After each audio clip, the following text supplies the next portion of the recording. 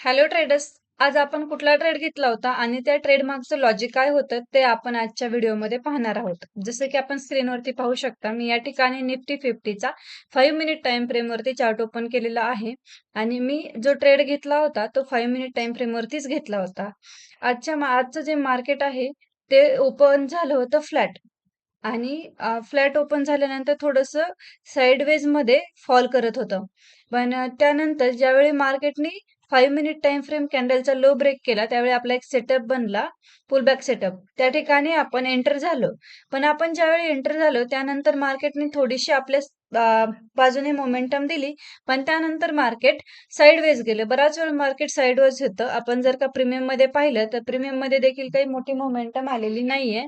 आपलं जे टार्गेट होतं प्रीमियममध्ये ते होतं 290चं आणि स्टॉप लॉस आपला होता, तो होता एक 20 पॉइंटचा आणि आपण एंट्री घेतली होती 229ला.